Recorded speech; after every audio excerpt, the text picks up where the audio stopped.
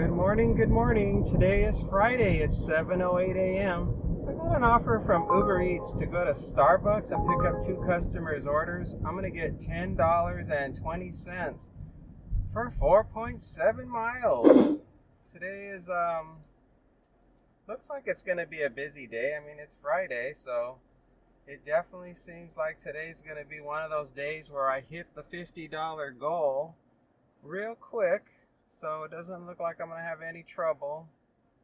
And so, yep, the strategy is to make that $50. I'm going to try not to take any offers less than $10. I'll probably end up taking some $8 or $9 ones. And if I get desperate, if it gets slow, I will take $6 and $7 offers. But they have to be in the 2-mile range for me to accept them. And yeah, usually on Fridays I don't have to really try that hard.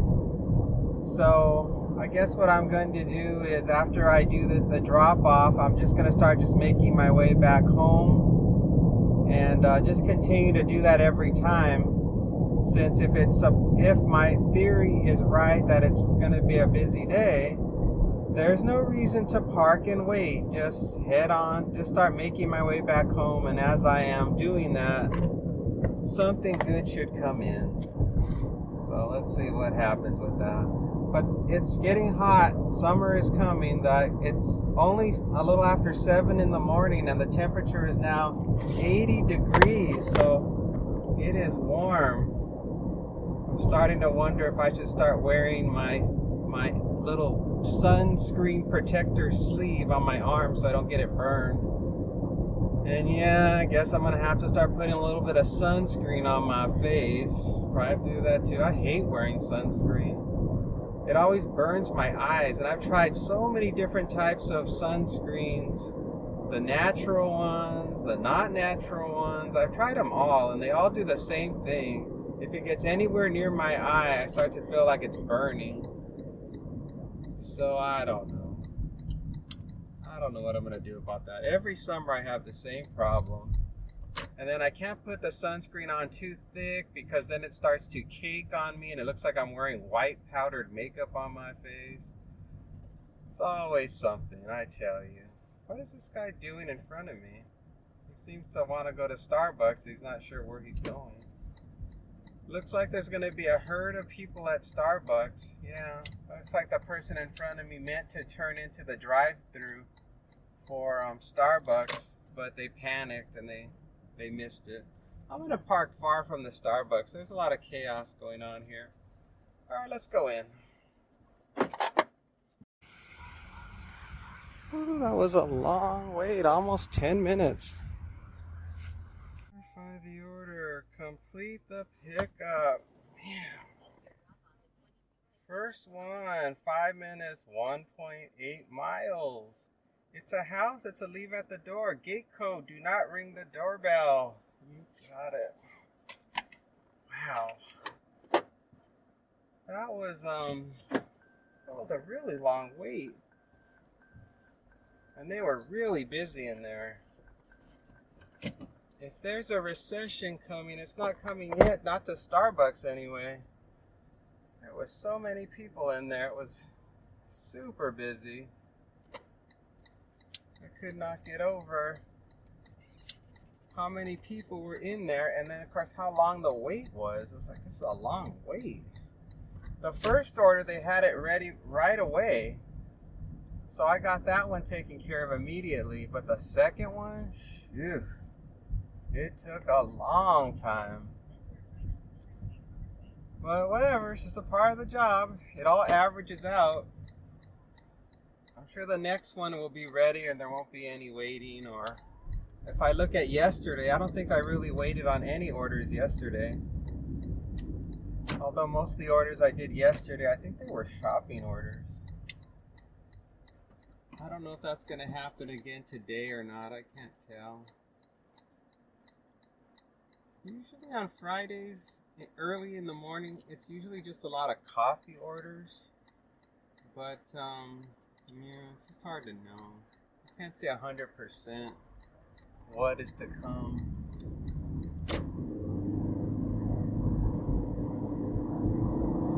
Looks like these two customers might live really close to each other based on what I'm seeing here on the map. I think the second drop off is a customer I drop off to all the time. It's one of these real fancy houses. It looks like a castle or something, as I recall. Just based on the name. Like sometimes when I see these customers' names, even though it's only their first name and last initial, since I work this area all the time, I start to recognize the first name and the last initial. And then if I see on the map that in general it's somewhere near the location where I think this person's house is, that's how I know, like, oh, I'm pretty sure it's that customer. So based on what I can tell, it doesn't look like I'm gonna be they're gonna be kind of close to each other based on what I can tell, which is good. Because right now, up next, I've got to get past I think it's an elementary school or a middle school, or it's one of those charter schools, I think. And the traffic usually backs up pretty bad. So I usually have to be pretty patient to get through. I wanted to start working today at 8 o'clock, just like I did yesterday. But it was so hot yesterday. I thought, well, the sooner I get this done, the better, because it's going to get hotter and hotter as the day goes on. So that's why I was like, just get going. So I was ready. Like, I had done all my chores this morning. I got a little exercise. I went for a walk this morning. And I did my chores around the house this morning. So I was like, okay, I'm ready. Let's get this over with. Oh, good. The traffic's not as intense over here right now. I mean, it's busy, but it's not as intense. Thank goodness. Okay, I passed the school. Should be golden now. I should just flow along. And yeah, I don't know. Nothing else too major is going on. I was just showing other people the Google VO3 situation. Everybody's going to be talking about that darn Google VO3. It is crazy. And if you haven't seen it on TikTok yet, take a look at what is going on. The video quality of these videos is unbelievable. How realistic it looks.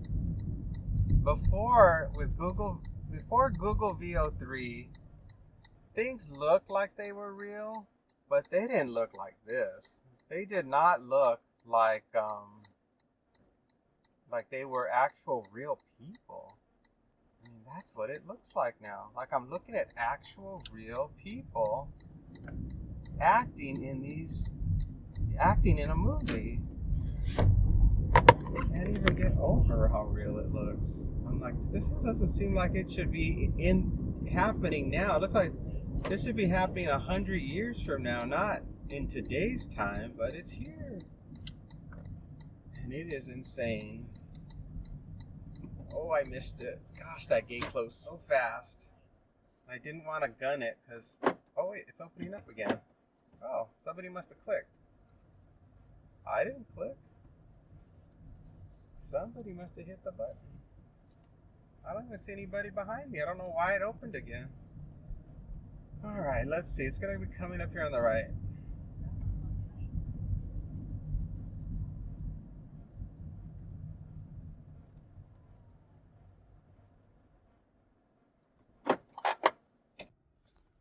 Alright, which one is it? It's this one, but now I got to secure this other one so it doesn't, nothing happens to it.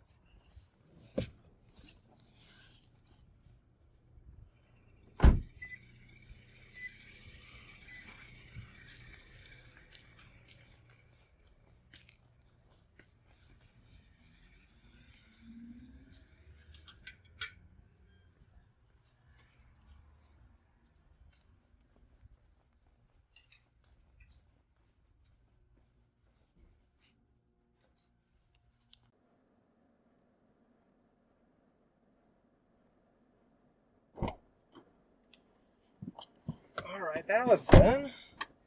No problems. I wasn't sure if I was going into their backyard or not when I opened that gate. It didn't seem like a normal front gate to somebody's front door. So I was kind of like looking around at first, trying to make sure I wasn't going the wrong way. But I was right, it was their front door, so I dropped it. Next up is another house, 2 minutes from here, just 0.6 miles. It's also going to just be a leave at the door, and I believe I have a gate code. Yeah, I have a gate code. Yep, it's the same customer that I always drop off to, so I was right. Alright, gotta make sure. This is a weird turn. I can't see the cars till the last minute when they come over that hill. It's very dangerous. And we got some kids here on the wrong side of the road riding their electric bikes or something. Oh boy.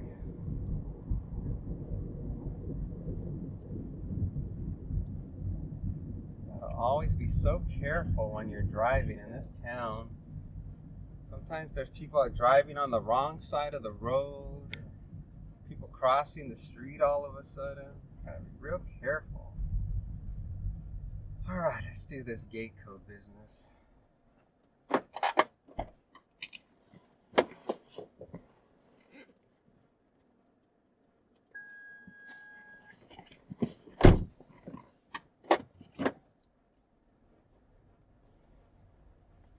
I'm trying to just count the number of jobs that I'm doing, so that way I don't get put off by how much more money I have to make to get to $50.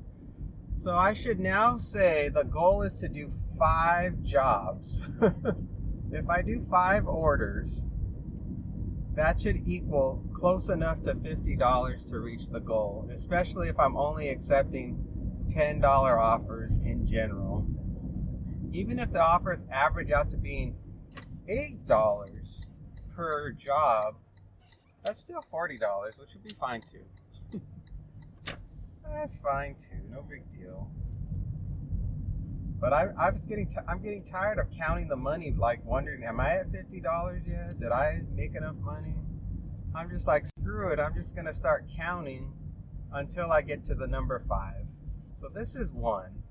After I drop this off, this will be 1. See what I was talking about with this house? It looks like a castle. It has that castle look to it. Alright, jump straight in. Let's go. Oh,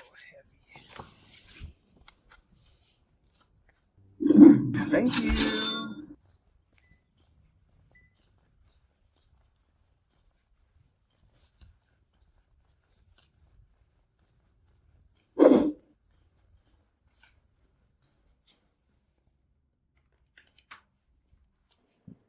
Alright, not too shabby.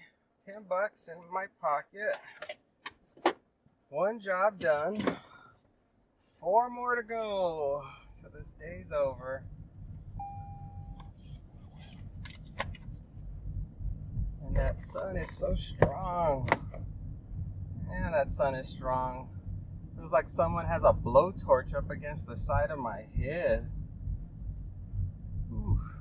Man, strong. Well, this is the life of living in the desert, so that's Vegas life. This is the time of year where we here in Vegas, I think this time of year, the summertime, is everybody's least favorite time of the year to be here. I don't think any of us like it because it's too intense. And you really can't spend a lot of time outside when the weather gets intense here in Vegas. You gotta stay in the air conditioning. Maybe that's why the houses here are so big, since people usually spend most of their time indoors. That probably has a lot to do with the size of some of these houses. I swear, some of them are like 5,000 square feet. And it's not uncommon to find a house that's 5,000 square feet, which is crazy to me. when I was a kid, our house was only 800 square feet, and I think there were 5 of us living in that house, and it was of course we were kids.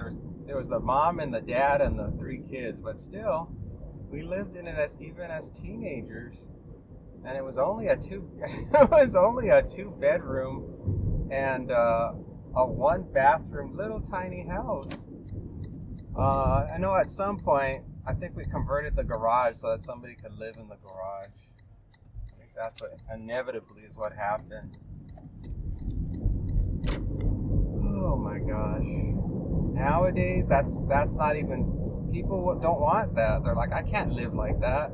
I have my spouse and my kids. We can't live in no tiny little house like that. We would go crazy. Yet back in the day, that was normal to live in a real tiny house. You had a really big backyard back then. Of course, this was so far back in the day, it wasn't common for people to have air conditioning back then. All we had, I ran over a rock. All we had back then was a fan. That was it. So in the daytime, you were not out in the you were not in the house in the daytime. You were outside, which sounds crazy, I know. But that was what life was like back in the day. Someone's coming in. I think it's Starbucks calling again. $5.50 for 6 miles. Yeah, back in the day, air conditioning wasn't common. This was in the late 70s. Air conditioning started to come around in the 80s. But in the late 70s, it was most people, $13, 17 miles. Most people had like maybe a wall unit. They had an air conditioner in the wall, so you can cool down in one room. But that's all you had. You didn't have no central air. That was for a person that was rich. That was a luxury. How times have changed.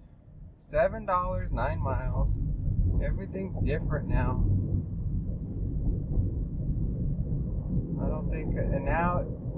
don't think you could find a house nowadays. Like, people have no interest in a property if it doesn't have central air. Especially here in Vegas.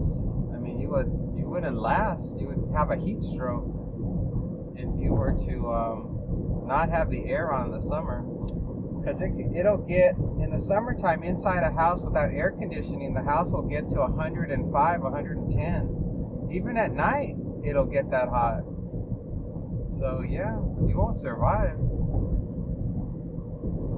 I think some people had swamp coolers. I remember that. There were some areas where they had swamp coolers. Just a totally different time.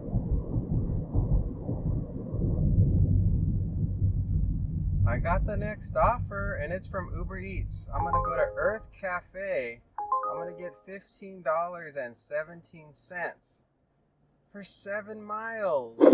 This one's a good one. The only thing bad about this one is I have to fight traffic to get there. There's a lot of traffic right now. Everybody's going to school. It's 7:44 in the morning right now. And all the kids are trying to get to school, so I'm stuck in traffic, creeping my way, trying to get past the school. And it's always a challenge to get through, because this is where the crosswalk is, where people try to cross, or the kids try to cross, and then of course all the people are trying to get their kids in the car to school. So it's a disaster. This whole area is a real mess at this time of the morning. And when I saw this offer come in, I thought, oh no, there's no way for me to get around it. I have to go through it to get to this pickup location. So I just have to be really patient about it and not lose my cool. Even when people are like, cheating the system, they're trying to sneak, they're cutting, and it's not their turn to go, but they go anyway because they're like, I'm late for work. I can't be dealing with this. And they're just mean and nasty. Oh, it's finally my turn. Is it my turn? Now do I go? Wait, now do I go? I know it's almost my turn. I don't think that black car was supposed to go. I'm pretty sure it was my turn. Now that I got past that nightmare, next is the 15-mile-an-hour zone where I can't drive fast. I've got to just slowly creep all the way down the hill, which is so painful because there's nobody around. There's no kids around, nothing. It's 100% just cars, but you don't want to get a ticket, so you gotta obey the law. Gotta just creep my way, just take my time. At least I'm getting paid good money. The other obstacle that I'm gonna get in this drop-off is the drop-off location is Anthem Country Club, and the guard gate takes forever to get through. So I've got a lot. I have to. I'm starting to stutter. I have a lot of obstacles to deal with on this delivery, so it's going to be a tough one. I was at home shortly for a brief period of time. I was able to just use the restroom. I had some ice cold water. I had a little sip to rehydrate myself. That was about it. I wasn't there that long, maybe 5 minutes before I got this one. Not really long at all. But that's to be expected for the fact that it's Friday. Fridays are very busy. So once I get this one done, I'll have a little over $25 in the pocket, and that's already halfway to the goal.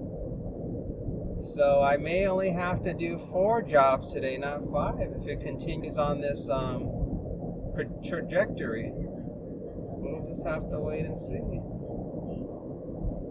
Temperature is 81 degrees. I don't think it's gone up. I think it's gone up maybe 1 degree since the last time I mentioned. I'm getting good miles per gallon. I'm getting 63 miles to the gallon, so I'm doing good there. Boy, I hope I make this light. Oh, there's so much traffic right now. I got 7.5 miles on the car. Yeah. The car is being very fuel efficient today, which I'm really surprised because it's so darn hot. Normally when it's this hot, the car batteries don't hold the charge as well, but today for some reason they're holding a good charge. Please let me make this light. Nope, I didn't make it. There's something wrong with the light. There's either somebody asleep at the switch up there. Oh, everybody's mad. They like 12 cars just went through a red light because they were so mad that the light changed on them. I'm gonna probably end up doing the same thing. Yeah, normally when that light turns green right there, all the cars usually make this light. So either somebody was asleep at the switch and wasn't paying attention until the light turned against us, or the light's malfunctioning. One or the other. Because this light normally lets everybody through as long as you are like in the dots. You know how like there's like a white stripe? As long as your car is in the white stripe, usually you make the light. Not this time. I think only 2 or 3 cars made it through the light before it turned yellow. And then a dozen other cars just went through on a red. And they just didn't even care. They're like, you can just hit me. They didn't care because that's the mentality right now when you're trying to get to work and you know you can get in trouble for being late. There's a heavy incentive to break the law. Because it's like you can either get written up at work or you can get a ticket. What's worse? And you realize that it's not a 100% chance you're gonna get a ticket. But it's 100% chance you're going to get written up if you show up to work late one more time. And that's the game people play. And that's the reason why a lot of people run red lights in the morning, is because they're habitually late to get to work. And they've been told if you're late one more time, you're going to be either written up or you're going to be fired. And so that causes a lot of traffic accidents. And I don't think there's any solution to that. There's really not much you can do when you have irresponsible people.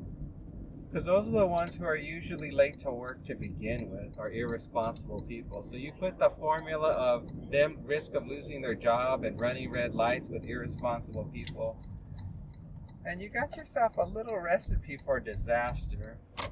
You've seen it in the news many, many times. Well, we made it into the shopping center. This is where the Whole Foods is and the Urth Caffe. Let me see how bad the parking is. Sometimes it's really bad on a Friday. Oh God, the trash guy's there. Let's see if I can get a spot before he backs up. Please don't back up into me. Thank you. All right, let's go in.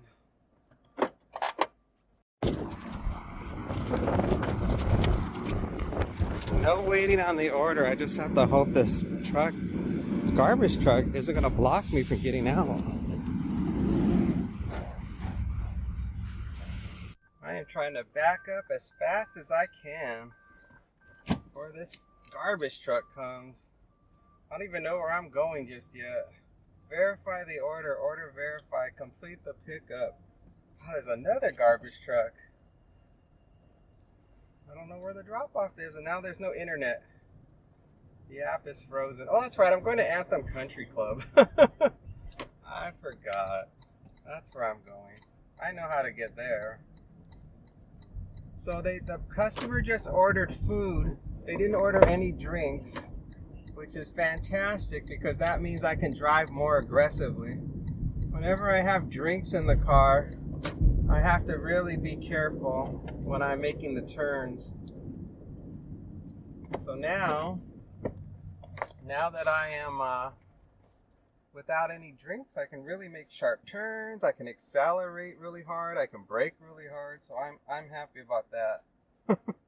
There's nothing worse than having to go on a long drive to drop something off, and you have to be very careful. Like it's almost like you have a baby in the car. That's how gentle you have to drive when you have, hot cups of coffee and a drink holder in your car, because it can so easily spill, and then the customer gets really mad that their cup is all soggy and they can see the cup holder has liquid in it. It's a really bad situation.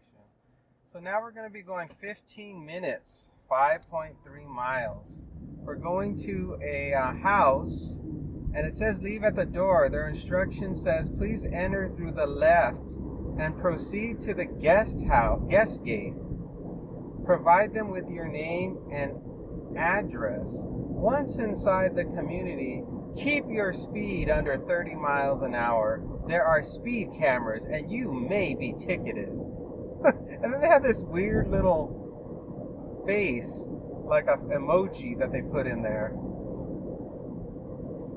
I'm like, I want to just tell them. I wish I could just tell them. I'm like, look, I've been in this community over 100 times. I know the deal. I understand how the operation works, and I have seen the guards out with their speed guns, standing in the medians in different parts of the community, and they're like zapping at different people. And what I don't understand is like I went onto the internet to find out about these crazy HOAs and how they have these faux police officers or whatever that try to like ticket you or whatever, or try to fine you or whatever. And from what I have read, and maybe this is not the case, but from what I have read, the only people they can truly give a ticket to is the residents that live there. That's the only ones that I have, based on what I have researched. Not that I still follow the rules, but I was just wondering. I'm like, how much power do these HOAs really have over us? Not the people. Of course, the people that live there, they have total control over. It's like living in another country. When you're a resident of an HOA, you are like a citizen of that HOA and must follow those rules, or you'll be fined, and they could put liens on your property, all kinds kinds of crazy stuff. So you are almost like in a country within a country is what it's like when you're in an HOA. And that's why a lot of people don't like HOAs. But from what I read, that there's not much that they can do. Those tickets don't mean a whole heck of a lot unless you are a resident of that HOA. That's as far as I know. I mean, last time I did the research, maybe here in Nevada, maybe they do, maybe they can do something, but I don't know. It's it's a strange concept to think that you are under a governing body in your neighborhood, then you're under a governing body in your city, then you're under a governing body in your state, then you're in the federal level, at the U.S. level. That's a lot of bodies of government. That's a lot of bureaucracy that is monitoring your behavior. And yet, with all that monitoring, they still can't do anything with all the homeless people.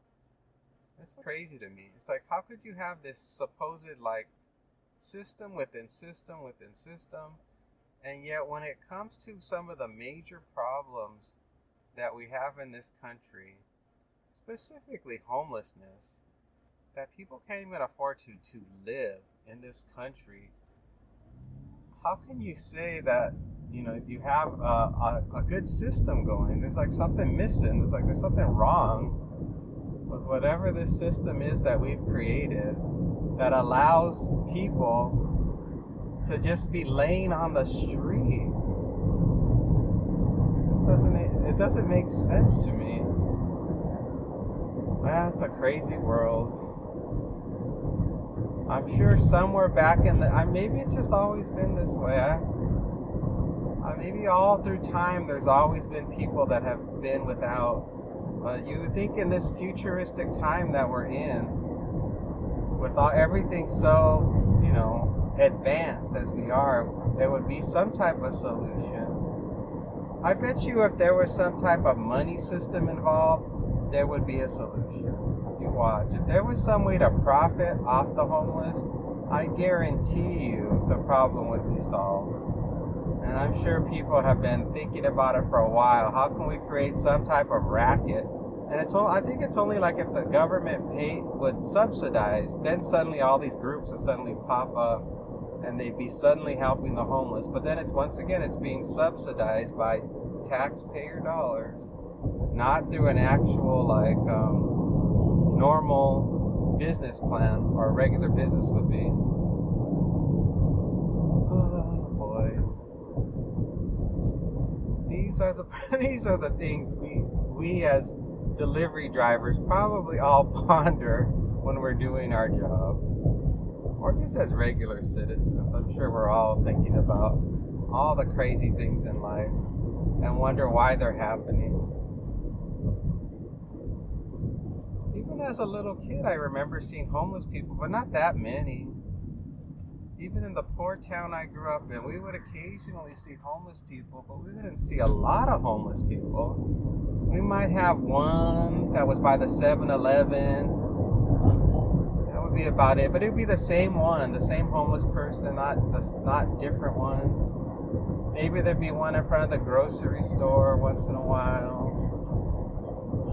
Not as severe as it is now. And then, of course, whenever I would go to downtown LA, that's when you would really see crazy things.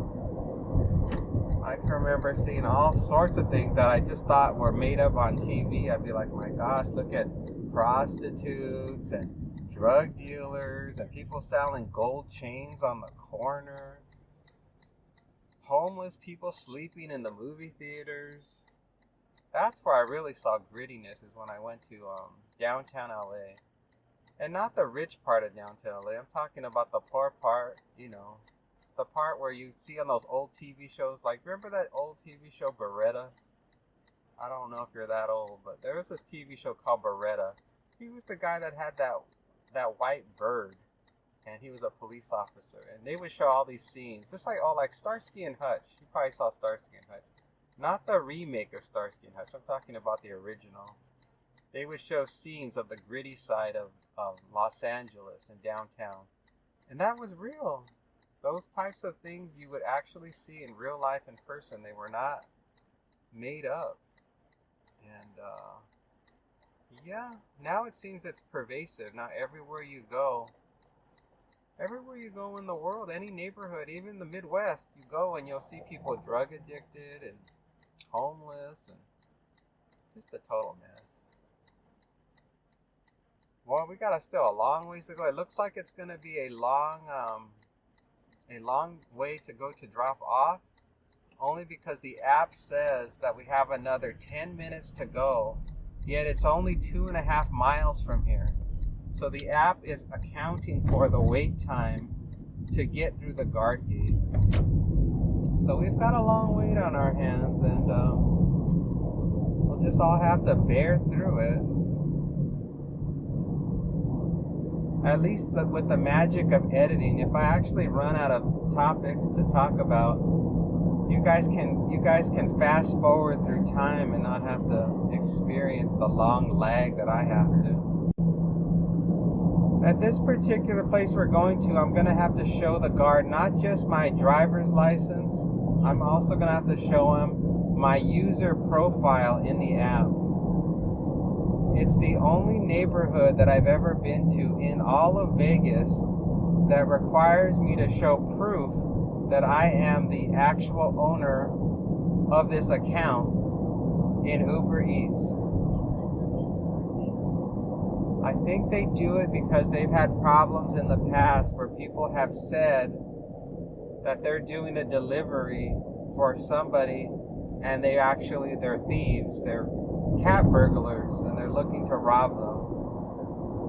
So they've changed their policy now where they have to really watch who they let in.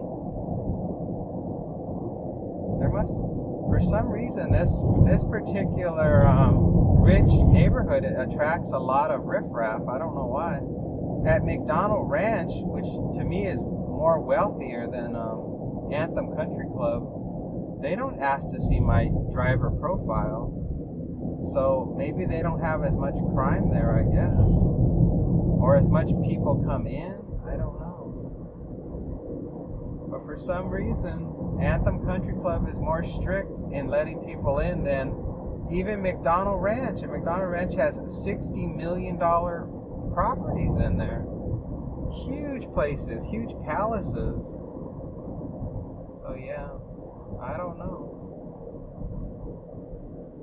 The only thing I think is maybe a little bit different is that in Anthem Country Club, I think there might be some more lower end properties that are inside Anthem Country Club. I could be wrong, but some of the houses I see inside Anthem Country Club do not look fancy. They look like very normal homes. And maybe that's the gateway that leads to a lot of crime. Just a guess. I don't know.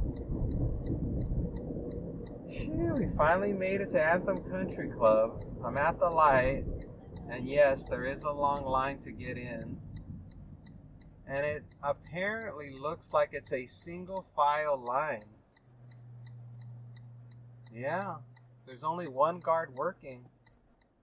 So I have this funny feeling I'm going to be in trouble here. I think I can fit. I think. I don't know where that guy's going. I think he's trying to cut. Yeah, let me see if he makes it through. Well, they're not letting any other cars go to the right. So I think that guy is just cutting in line. I'm not sure what's happening. It's a mess. Oh yeah, the bar's down. Oh yeah, there's only one lane. I see the bar's down. What is happening?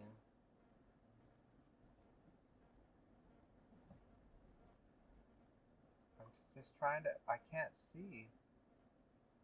I don't have enough of a good visual to see what's going on. I swear that it looks like the lane is closed. Normally they do have two lanes open. but there's like nobody in the right hand lane except for that one guy, and it looks like he cheated the system and snuck in. Looks like he beat the system. Oh shoot, I gotta get my license out. I'm here gabbing away.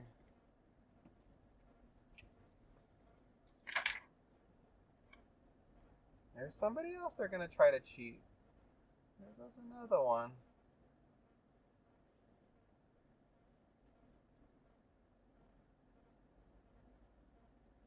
They're definitely not managing this well today, I know that.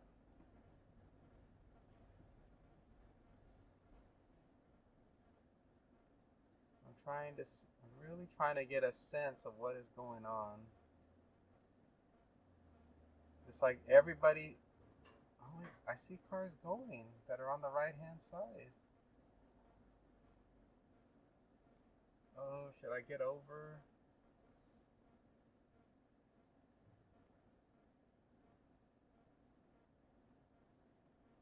Well, that guy seems to be going through. I'm gonna go for it. Let's see what happens. Everybody seems to be moving along. Yeah, there's a guard there. Man, all you people making us wait. And there's nobody even directing the traffic. You guys are too much in this town, I swear. So all this time I could have gone. Unbelievable. Unbelievable. You would think they'd have a sign saying use both lanes. But they didn't. So I could have actually gotten through by now.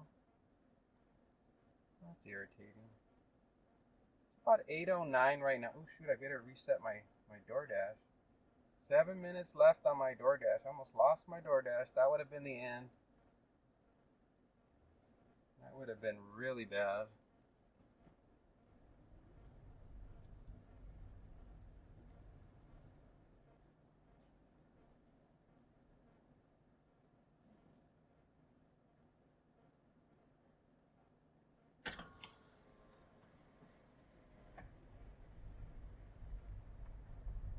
Hello.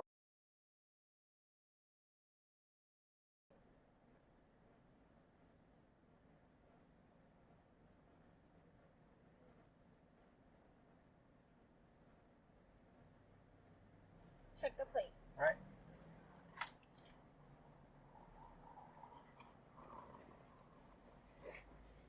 You're good, thank you. Thank you. Oh wow, they didn't check my user profile. They just looked at my license and checked my license plate, and that was it. Thank goodness. I'm glad they've taken a break from asking to see my driver profile. It's just wasting my time. I get this dropped off.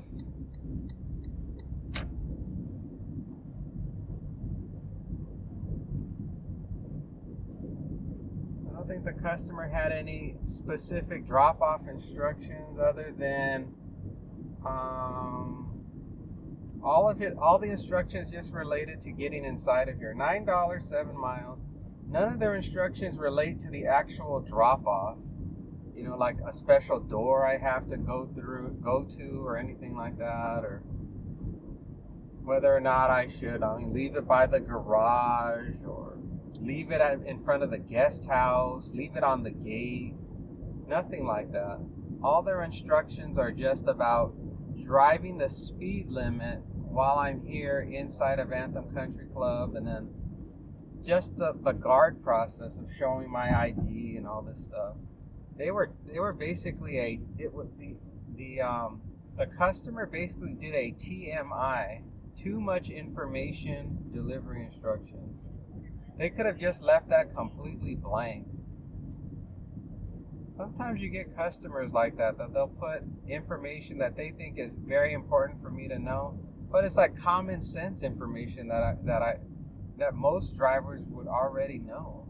It's like I could read the signs. I know the speed limit, and the guard is speaking to me, and I've been to other places. Most drivers know how to get into guard gated communities, so Kind of a waste.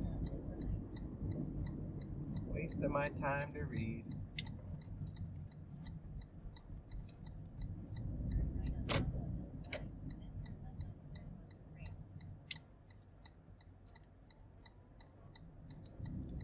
Almost there, just another minute, 0.1 miles.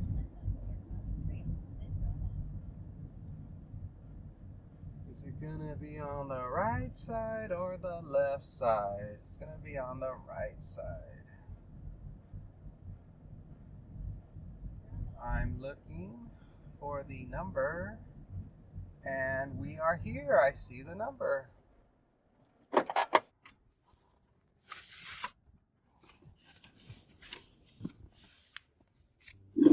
Thank you.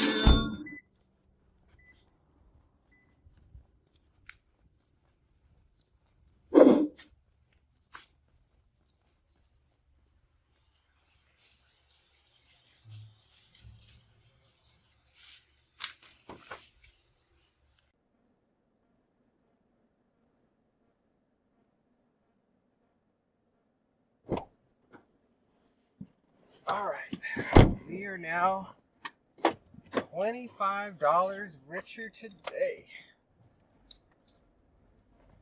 And the time is 8:14. $12 for 18 miles.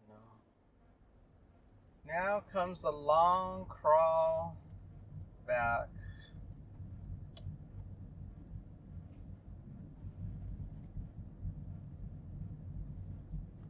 I don't think I'm going to have a hard time getting out of here now.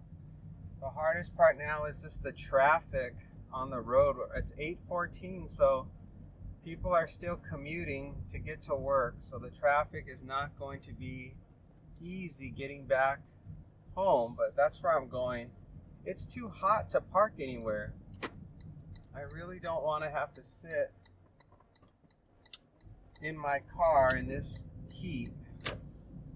All I want to do is keep driving until I'm back home, and then I can have a nice ice cold glass of water. I can have a little snack to eat, maybe some fruit or something, and then just wait until the next offer comes in. And then of course just monitor the app right now while I'm driving, and if something good comes in, I'll snatch it up and then move, do the next delivery. But right now it's just too hot. I do not want to park and sit in my car. And then what happens, of course, when I do that, I start to get all sweaty. It's like, ugh, no thanks. $7, 8 miles. That's awful. You get, even though this is a low humidity state, and I'm talking it's like 10%, 5% humidity here, you still sweat when you're sitting in the car. So as soon as I get home, usually if I feel like I'm overheated, I just throw a fan on, and I just sit in front of the fan with a cold glass of water, and I cool down, and then I reset myself. Because when you start to overheat, you start to just get exhausted. It starts to make you not want to do the job. $5.61, 6 miles.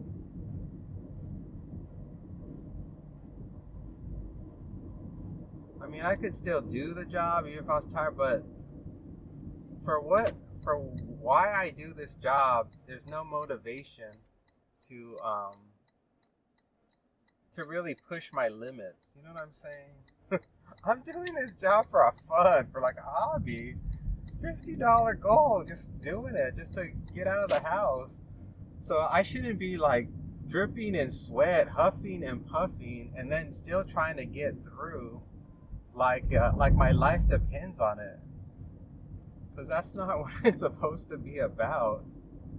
I'm really supposed to just be doing this job because it's fun. I'm like, I just want to get out of the house and do a few deliveries and just make a little bit of money, like make a little, like it's almost like a little Social Security money. $4, 10 miles.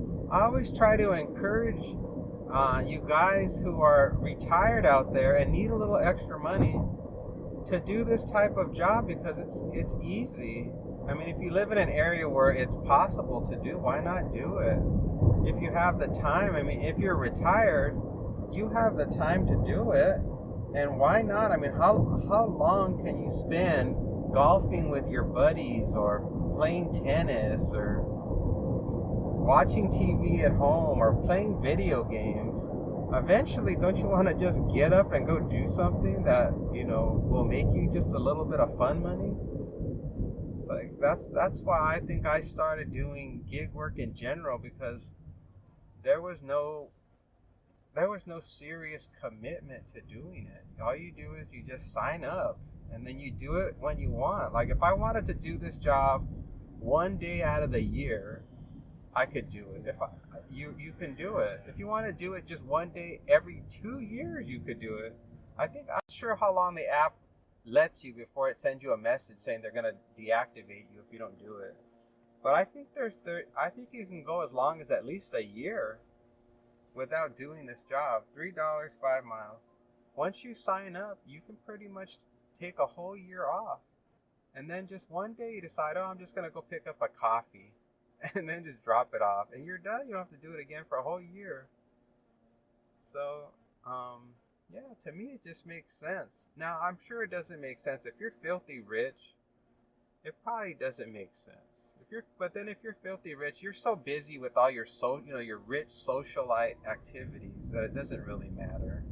People that are filthy rich are always doing just crazy things. You know what I mean? They're just creating businesses out of thin air. $11, 17 miles. No, there's lots of rich people that will just open up a cute little boutique just for laughs because they got money to throw away. $3, 6 miles. No. And they'll be like the owner of the business. They'll be designing little outfits. They'll hire cute little models to like model the clothes, because they're so filthy rich. It's not even about making money. It's about just having something to do. And they're so rich they can actually create a business that really isn't even profitable, but it's just something they want to do, and they can actually take it to the level where it's actually a physical store in the world, and then they have a place to go and to do stuff to keep busy. They have all kinds of minions that do all the boring stuff, and they just have a fun time. But if I'm talking about just for regular people who are retired, not filthy rich people, if you're regular retired, this is the kind of job that you could do just to get out and do something a little different and have a little extra money. $5, 5 miles.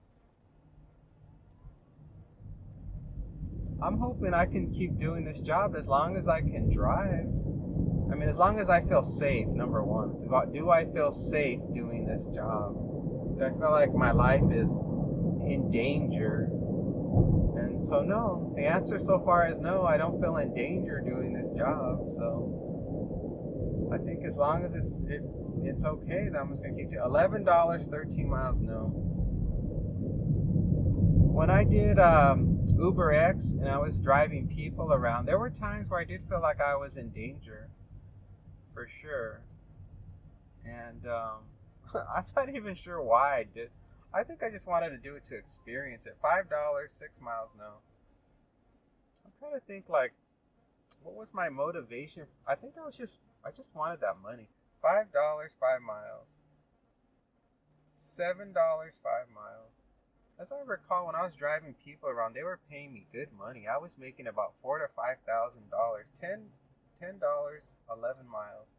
I think I was making $4,000 to $5,000 a month when I was doing Uber driving people around at the time I signed up. But that was back in the day when there was a shortage of drivers, and they were desperate. They were throwing huge bonuses around.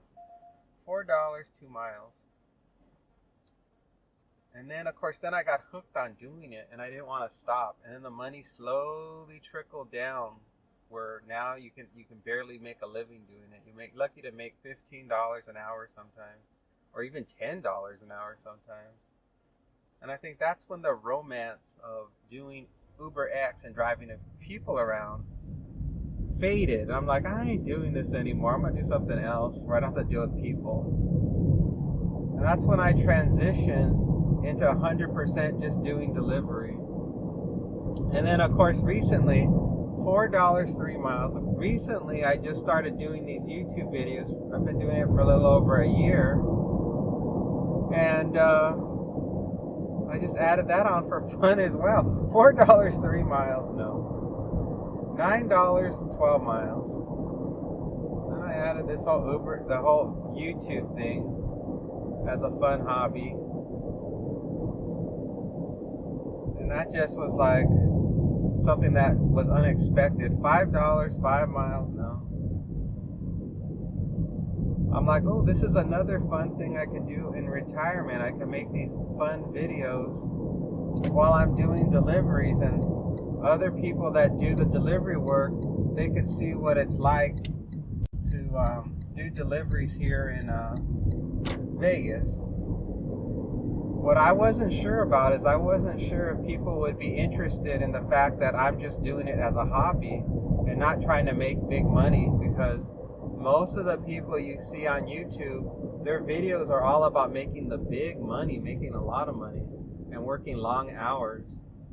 And I'm like, is anybody gonna watch this semi-retired guy in his 50s just doing a few deliveries every day? And apparently, at least there's some people, some of you guys out there still like to watch my videos, so I'm glad to hear that. Or else if nobody was watching, I probably wouldn't be doing it anymore.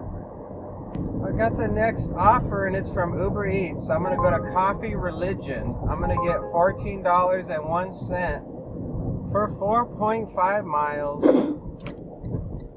This is offer number 3. Yeah, this is job number 3. And I'm already going to be almost at $40. So it looks like I'm only going to have to do 4 jobs today, not 5, to get to the 50. Which is fine with me.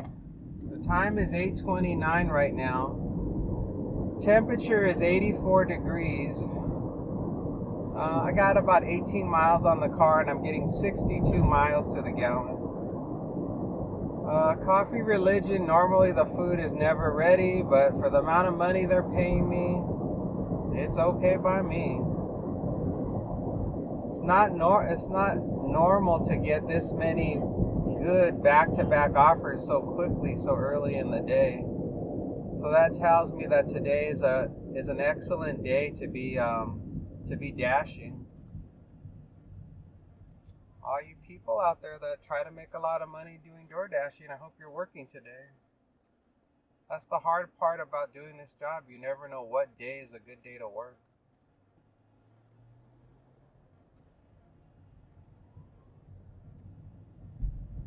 I notice it's very inconsistent. There could be Fridays where there's absolutely no work at all, and then you'll get on a Tuesday where it's supposed to be really slow, and I'll be super busy. So it's very hard to predict.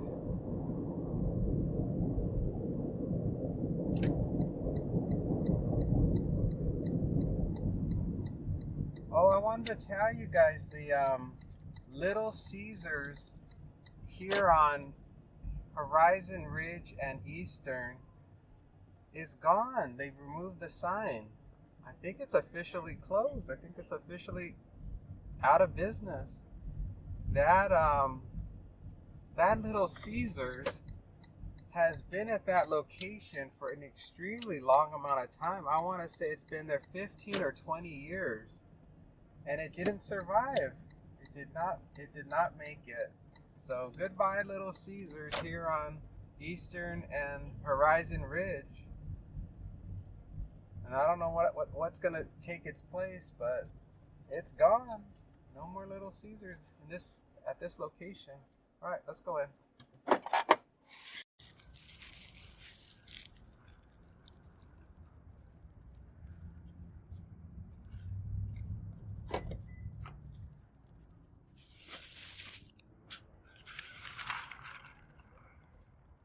There was no waiting on the order. Shocking. What are they telling me to do here? I'm I'm not going that way. That's not the best way to go at all. No waiting, I couldn't believe it. Normally it's a long wait at that place, but they were on their game today. And there was nobody inside that coffee shop. It's not a very popular location. They have a lot of competition here. I think that's why.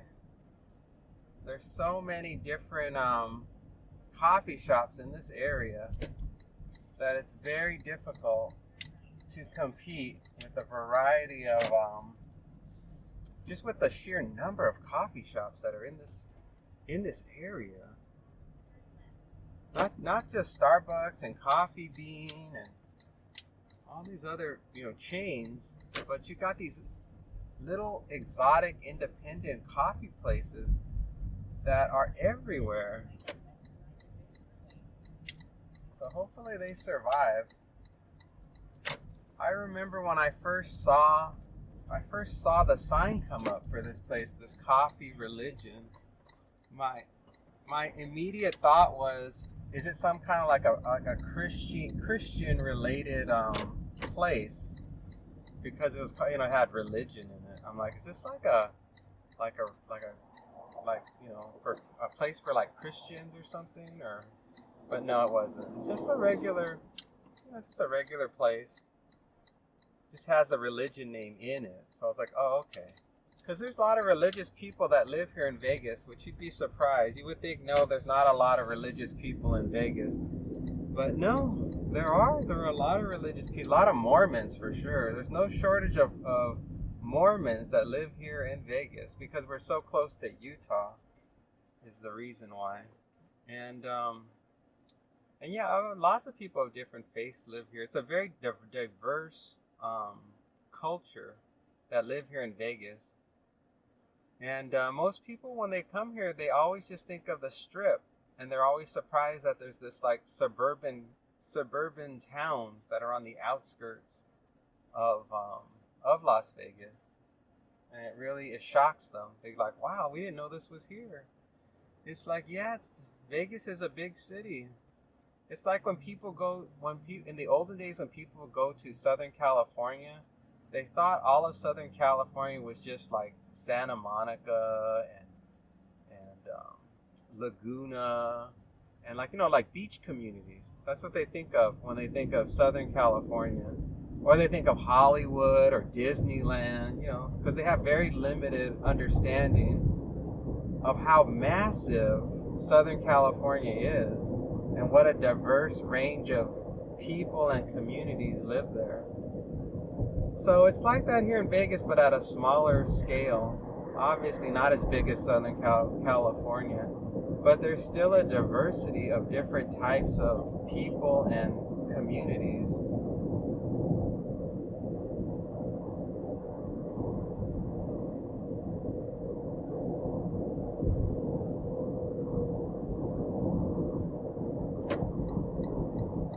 I don't think I told you guys where we're going. We're traveling 5 more minutes, 1.6 miles. It looks like I'm going to go to a business, and it's going to be a meet at the door. That's what it looks like anyway. Just trying to figure, yeah, it's a business. It's a high rise. It looks like I'm going to the 3rd floor of a business with these drinks and this bucket of food, or this bag of food. Check on my DoorDash, make sure I didn't lose my dash. I'm just going to reset it just in case something distracts me. There, it's reset. And I think I'm going the fastest way to get there. The app wanted me to go a different route, but it seemed like that was going to be a longer route and more lights. So that's why I went this way. And when you're doing Uber Eats, you don't necessarily have to follow the directions that they tell you. Like if you know a faster way to go, just go that way. I've never got, not really in trouble, but the only time they've dinged me, for your ratings for not showing up on time is usually if I don't deliver the food in the amount of time that they estimated I should deliver it in, or if I didn't arrive to the restaurant in time that they thought I should arrive at. And that's usually caused by, the reason why that happens for me is I'm at home and then something happens like, oh, I have to go to the bathroom. I'm like, oh, I can't leave yet. I have to go to the bathroom. So even though I accepted the offer, I still can't leave the house. And maybe it takes me like an extra 5 minutes or whatever to use the restroom, and that causes a mark against me for doing that activity. But if you look at my stats at the end of the video, you'll still see I'm golden. I think I have like a 99% on time statistic. So, and it's definitely happened to me more than once. But the little dings that you get on your rating, they roll off eventually as you just continue to do deliveries day after day. So I don't ever really stress about if something goes wrong, except for on darn DoorDash when they give me that contract violation. Man, I get so stressed. When I see a contract violation, I get so stressed because they so rarely happen. And when you get one, that means you're on the S list, and if you do too many of them, they'll kick you off the app. So even once I just get one contract violation, I'm immediately communicating with them, pleading my case. I'm like, this is what happened, and I did everything I could, or blah, blah, blah. And I would say, I would say every contract violation I've ever had, they've always sided with me, and it's always been removed from my record. So, or they've just let it just roll off. And I always had a justifiable reason, because I'm always just do my best to just follow procedure to get stuff done. And then even if the customer says in their instructions to do something, if it's not a sensible thing to do, I don't do it. I'm like, you can't do whatever they said, so I just don't do it. And then I make a note to myself, mental note, to be ready for that contract violation and what I'm gonna say to back myself up. If you've noticed lately in my videos, I don't record video at the pickups. When I go inside the restaurant, I don't record in there anymore because I don't want to offend the customers. What is he saying to go this way? It's faster. Okay. I don't want to offend not the customers. I want to offend the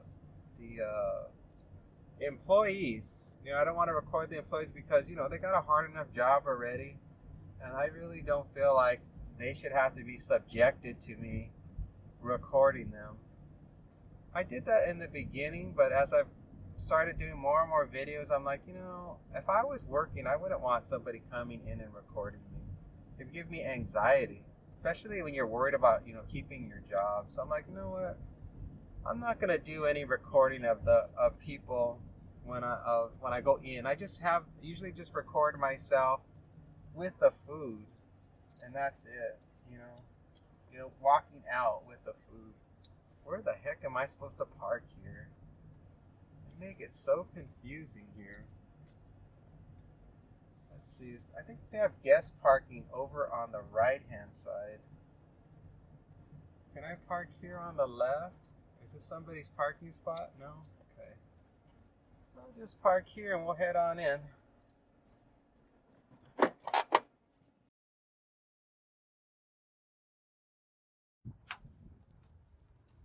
Grab the food. We'll go grab the drinks and the food. Close the door.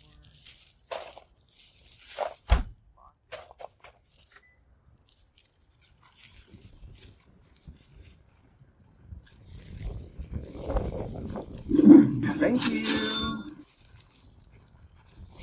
At least the drinks aren't heavy.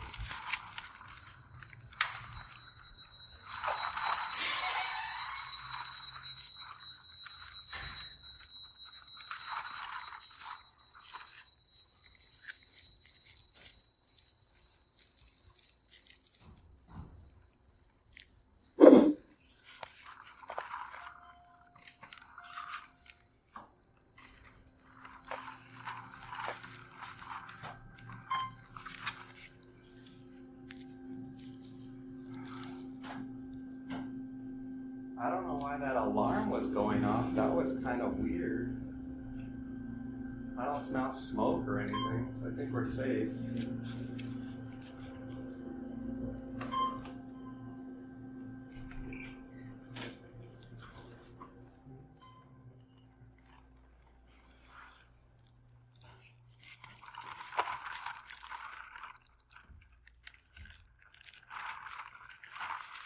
Hello for. Thank you.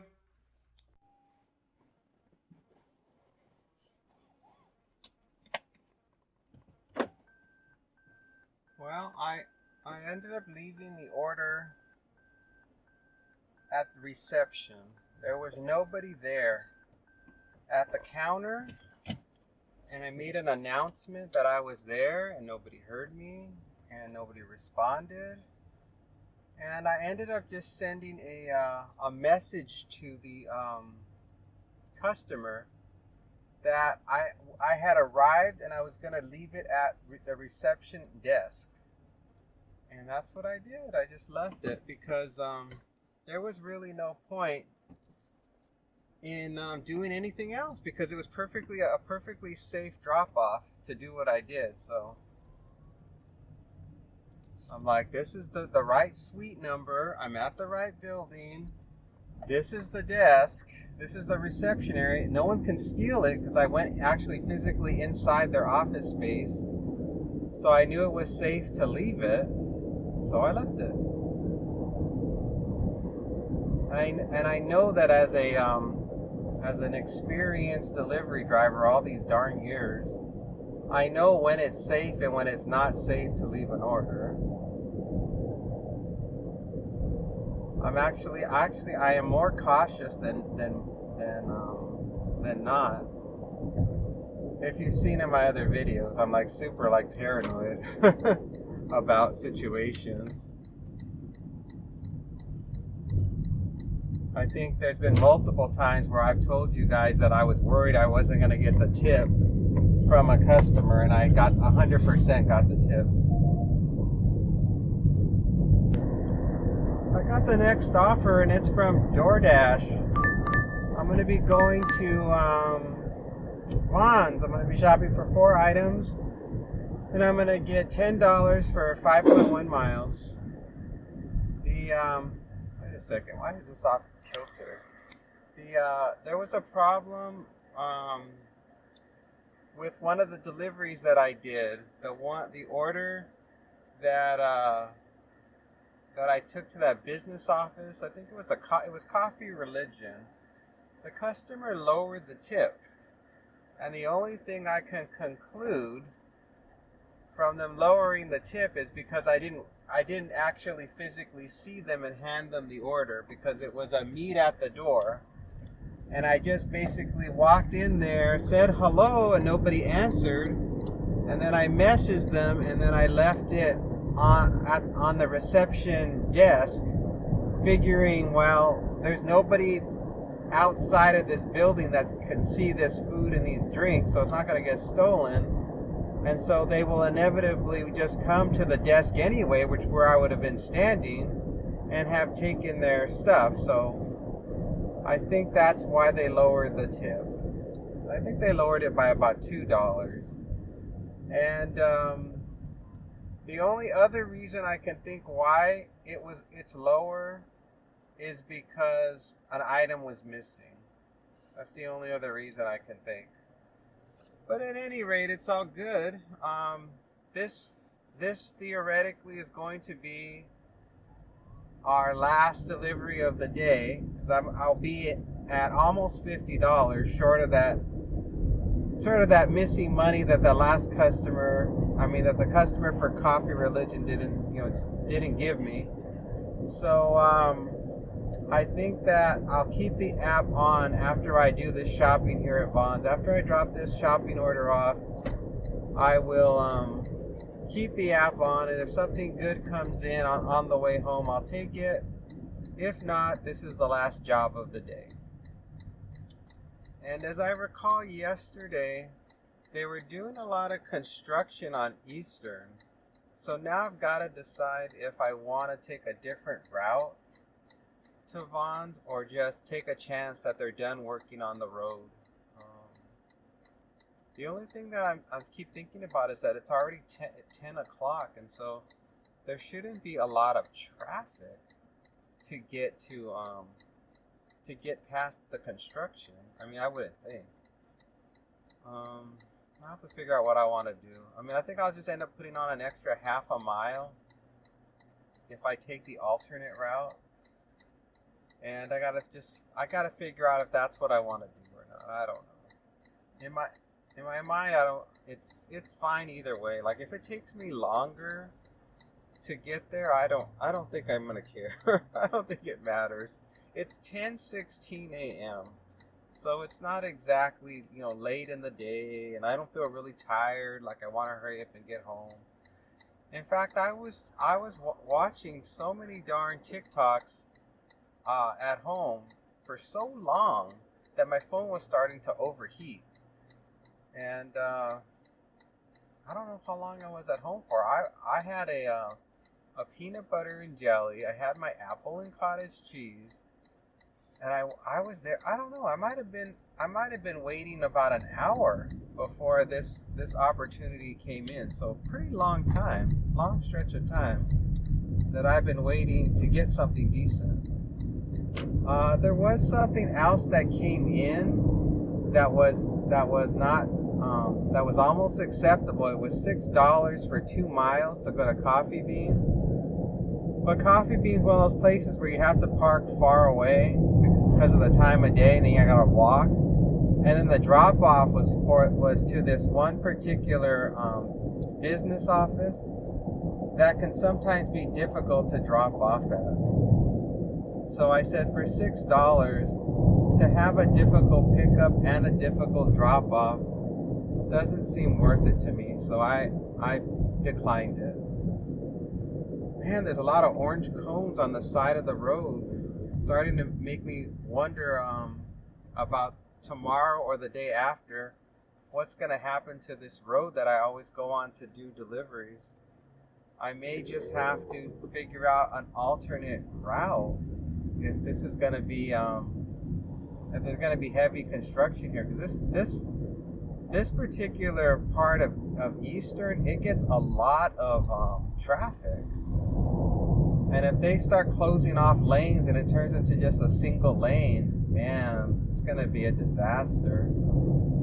I think I'm going to take the other route. There's so many cars. See, either there's so many cars or just people are driving too darn slow. I can't tell yet. It's really hard for me to gauge what to do at this point, because I can't see far enough ahead to know what's going on. Let me see if I can get a peek now that I'm getting closer to the hill. Once I get over this hill, I'll really get a better sense. It looks clear. I'm getting over. I'm taking the regular route. There's not a ton of traffic. I see it's already starting to back up, but I'm going to be close enough to the left turn lane where I should be able to get over in the next go around.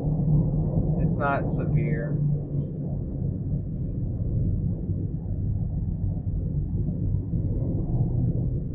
Come on, guys, just gotta go forward one more lane and I can make a left. Yes, I did it. All right, aces. I just gotta wait for the left turn light and I'll be good. What are we shopping for? I've arrived. Let's start this shopping. Don't send the intro. I'm shopping for hand soap, band-aids, just all cleaning products. It looks like more than likely all of this stuff I'm shopping for is for some type of cleaning service. I have a funny feeling that a cleaning service is at somebody's house and they've realized they're short on supplies. And they must make a lot of money, and so they're like, well, just call DoorDash and have them send us some more supplies. And it saves them the headache of taking out the time after they're exhausted to stop at a store to restock their supplies. That's my best guess. I've done that before. I've actually delivered to really fancy homes, and I'm not delivering to the person that lives at the house. I'm delivering to their housekeepers that are cleaning the house. Like they have like a Molly maid or whatever, some type of cleaning service that comes to their house. And they're there all day cleaning because those houses are huge. They're like 6,000 square feet. And they're there all day. A staff of them are there trying to scrub everything down and make it like museum quality clean.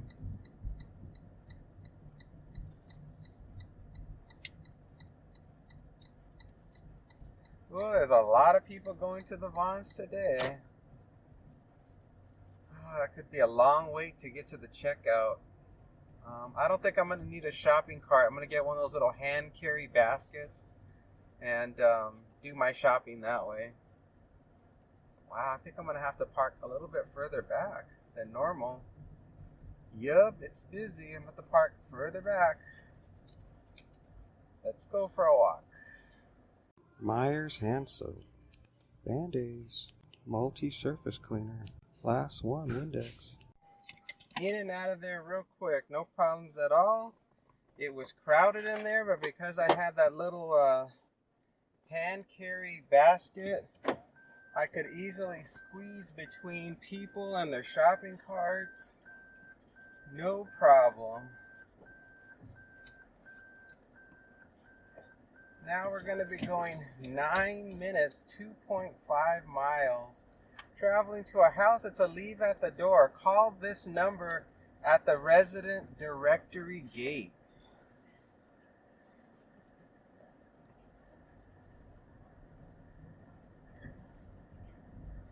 This looks like it's a gated community and they don't have a gate code. I have to call on the call box and they're going to buzz me in. Oh, the time is 10:29. Not too bad. I got 24 miles on the car right now. I'm getting 60 miles to the gallon. And this day is just about ready to come to an end.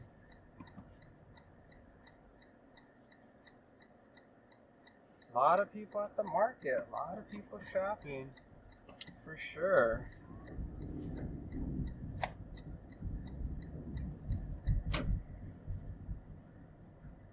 I was doing more research about this whole AI thing and trying to figure out like, well, what's the future going to be like? What are people predicting? So the prediction is that you're going to see fewer and fewer human beings in the future and more automated, autonomous things. Kind of like when you go to McDonald's or you go to a fast food place and you just go to a kiosk and all the employees are in the back cooking the food. It's going to be like that, but I think even worse. And so people that want real human interaction is going to become very expensive. That's what they're predicting. That any jobs that still require people is going to be very costly to have human interaction. And for the most part, to be efficient and to save companies money, it's going to be automation city, is what they were kind of trying to say. So I could see that happening. I could see it because it's already happened in the fast food industry. When you used to, in the olden days, you used to walk up to the counter to order your food, there'd be a person standing there at all times that would take your order for what you wanted to get at the fast food place. And now if you walk up, nobody's there. They force you to go to the to use either their app or to go to a kiosk and order the food, and then they just call your name. So it's really different now already than what it used to be. I remember back in the day, we'd all wait in line. You'd walk in, and there'd be a line. You'd stand in line, and then you'd have your turn. You talk to the cashier, and you place your order. They hand you a number or a receipt with a number, and then they call the number. And now that doesn't really happen as much anymore. It's very little now, very little interaction. I mean, if you've been to McDonald's lately and you try to get a human being's attention, like they forgot something in your order, good luck. You practically have to scream bloody murder to get a McDonald's employee to notice you So you can tell them, oh, you forgot my large French fry, or oh, I ordered 2 Big Macs, not 1. Yep, it's just the way of the future. It's bad for customer service because customer service is going to become obsolete. There's really not going to be much customer service of any kind. It's just automation. It's just everything's on conveyor belts. That's going to be a hard thing to have to just accept. And it just creates a lot of bad situations for people who are disabled, the elderly. It's a lot of discrimination in my mind against those types of people who need a little extra help to get their needs met. And I think they're going to be swept away. I can already see that happening now, and how with the whole dependence on phones, people that have visual impairment, I mean, they're struggling too right now. I delivered to a blind man one time, and he had a phone that was all audio, and he would talk to the phone, and it would tell him what was going on. Instead of seeing a screen, the phone was constantly talking to him. Now, I wouldn't know how to operate a device like that, but apparently it's good to know at least something like that exists. I believe there's like a setting on my phone that can set it up that way, but I'm afraid to mess with it because what if the screen goes dark and I won't know how to reset it back to the normal mode? But I think I should watch like a YouTube video to see what it's like for a person who's blind using a phone. So they can, I'm sure there are videos showing what it's like. But the first time I ever experienced it was when I did do a delivery to a man who couldn't see. And he had a phone. And I was like, wow, that guy can't see. But look at him, he's ordering delivery on his phone. That's cool. Oh, there's somebody already here. Oh, they opened the gate. I don't have to call them. I'm just going to follow this guy in.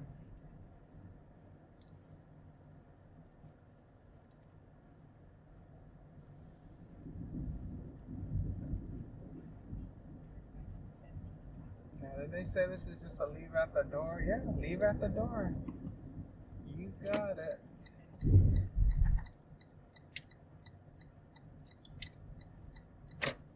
Temperature is now 90 degrees, getting closer to 100. On our way to 100 degrees. I think next week every day is supposed to be 100, I think. And then of course once we hit June, it's gonna be so hot. I think there's one day next week or the week after that said 110. I'm like, oh, the heat is back. It's time to start getting ready to roast.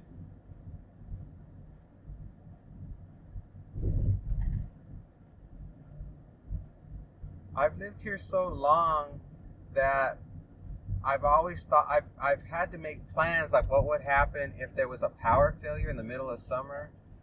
So I've already made like an evacuation plan on what to do. Just gather up everything in the house that I need to and just head to California till the power, although the traffic would probably be jammed up. Or just sit in the car, just make sure. This car would last a long time. Like I could sit in this car for a day or two and it would still have enough fuel to keep me cool. So that's one good thing. This car, because it's a hybrid, and if I don't drive it, if I just sit in it and it's idle, the gas lasts a long time. Shoot, I got this garbage truck in front of me.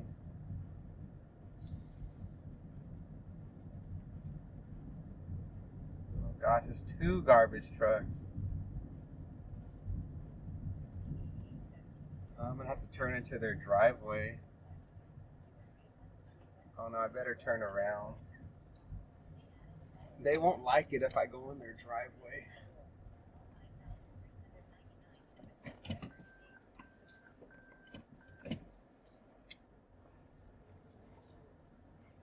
pulled over real close.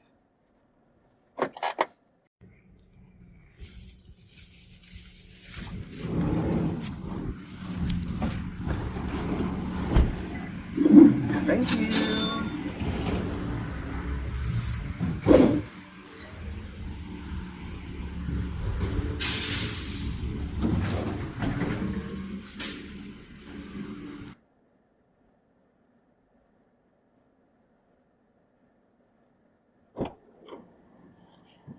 Oh, talk about being in the wrong place at the wrong time. I end up in a spot way up here in Seven Hills where there are not just one garbage truck, but two garbage trucks. Whew, man. Right where I stopped, one in front of me and one behind me. They have new offers on Uber Eats for the Earn by Time. I'll show it to you on the screen here in a second. So you can see on the screen, there's one particular time period where they're offering $16.50 an hour plus tips. And it's between the hours of, I think it says 5 and 7:58 p.m. So that's dinner time. That's a pretty good deal. I mean, considering I've never seen it that high before, $16.50. So that's the current. I just want to let you know that's the highest rate I've seen so far on Uber Eats. I think DoorDash, their rate never changes. I think it's always $14.50 here in Vegas is the standard rate for DoorDash, and I've never seen it go up, as I recall. But then I never use it, so I don't know. Maybe it does. I'm not the expert on Earn by Time, since I've never done it. The only ones I know all about is earn per offer. That's all I really do when it comes to this job, because I don't work that many hours, and I don't really want to work that many hours. In fact, whenever I get these long gaps between jobs, it's actually pleasant for me. It's nice to take a break. I just have something to eat and relax at home, and I don't have to work nonstop. If I was doing Earn by Time, oh no, I don't think I would like it. I don't think I would like it. I like to know immediately, because I've pretty much most of my career, or at least half of my career, I've been self-employed, so I get I know what I'm getting for my work. I don't think about that hourly thing. So yeah, it's kind of too foreign for me to think about. Now, if I was working for a company, you clock in and they're paying me, that's different, because you're on that clock. The moment you clock in, or you're physically on for the schedule, you're getting paid. But not with these Earn by Time for these gig apps. You're only getting paid when you're actively on duty. When you don't have an assignment, you're not getting any money. And I don't like the idea of that at all. It's like, no, that's all right. I'll pass. Oh, should I go straight ahead or make a right? I'm gonna go straight ahead. I'm done. I'm not gonna play that game. I was gonna head back towards the Vons, thinking maybe I'll get something else, but the traffic's terrible over there. I want to do everything I can to avoid traffic, even though I might have gotten more offers. Going towards the Vons. It's 10:41 right now, so it's almost lunchtime. So this is the magic hour where offers should be pouring in. So I may get one more offer. I think right now I'm at $46 or $47, 48, somewhere in there. I think 47. I think last time I looked, if that person would have paid me the coffee religion order, they shorted me $2, and I think I would have had $49 if they wouldn't have shorted me. So it looks like I'm at 48, I guess. It shows here on, oh, I hit my goal already. It shows on the app I hit $40 already on Uber Eats. And I know I just made $10 on DoorDash. So I'm no dummy. I know that adds up to the amount. I'm turning it off. Goodbye, everybody.